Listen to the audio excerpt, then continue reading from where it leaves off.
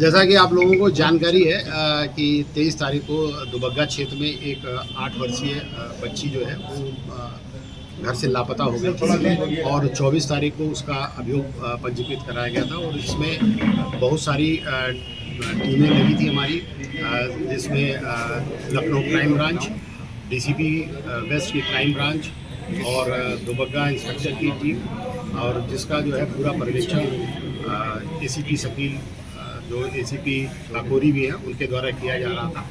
और इन लोगों ने बहुत सारा प्रयास किया उस बच्ची को ढूंढने के लिए।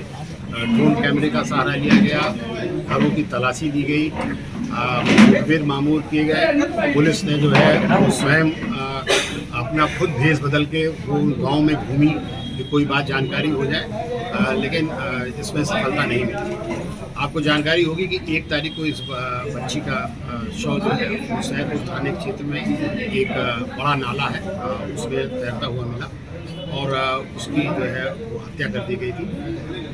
उस शव को पंचायतनामा उसके बाद पोस्टमार्टम कराया गया।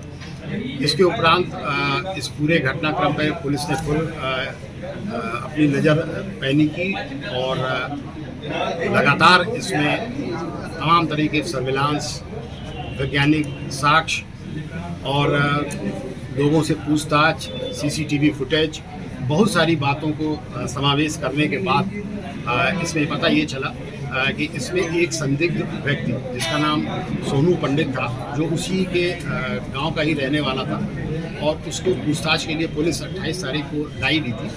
और उसके पीछे कारण ये था कि उसके मोबाइल में एक मैसेज था जिसमें ये लिखा था कि मुझे ज़्यादा फ़ोन मत करो, मेरा फ़ोन सर्विलांस में लगा। और इस मैसेज को उसने डिलीट भी किया था, किंतु उसको मोबाइल की अधिक जानकारी न होने के कारण ये मैसेज जो है रिसाइकिल बिन में सेव था।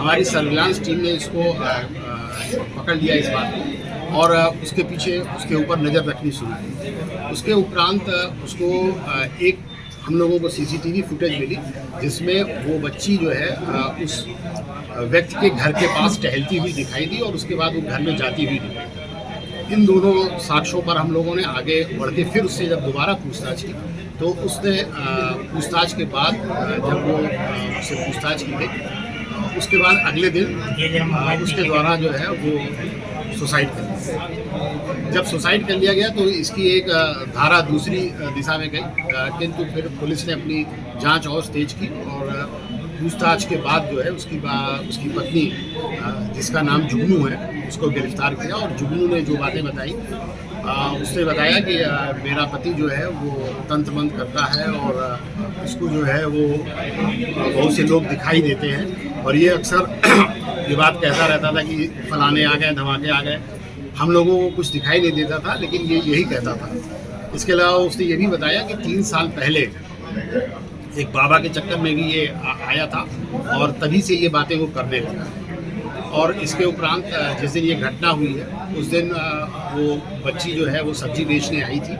जब वो आ गई तो उसको इसने घर में बुलाया और तब ये जुगनू जो है वो चाय बना रही थी और उसने कहा कि भाई ये सब्जी ले लो, तो उसने कहा सब्जी नहीं लेनी है, तुम चाय पी लो आगे।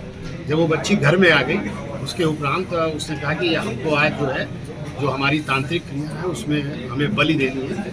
और इस क्रम में इन दोनों ने मिल के उसको मार दिया। मारने के बाद जिस साइकिल पे एक डिब्बा लगा हुआ है जो आपने पीछे देखा रखा खड़ा हुआ है, उसमें उस बच्ची की डेड बॉडी को मोड़ कर रख दिया और उस जिस रस्सी से उस डेड बॉडी को उसने बांधा था वो रस्सी भी उसी के घर से मिली और वो उसका अपने व्यवसाय में इस्तेमाल नहीं करता। इसके उपरांत इन लोगों ने उसकी डेड बॉडी को अगले दिन सवेरे जो है वो ले जाके उस जगह पर फेंक दिया और उसमें हम लोगों को सीसीटीवी फुटेज भी मिल गई है जिसमें कि उसको वो ले जाते हुए दिखाई पड़ा। कुल मिला के तंत्र मंत्र के चक्कर में ये बच्ची की हत्या की गई और इसमें मुख्य रूप से जो सोनू पंडित और इसकी पत्नी जुगनू दोषी है और इनको हम लोगों ने जो है न्यायिक अपेक्षा की।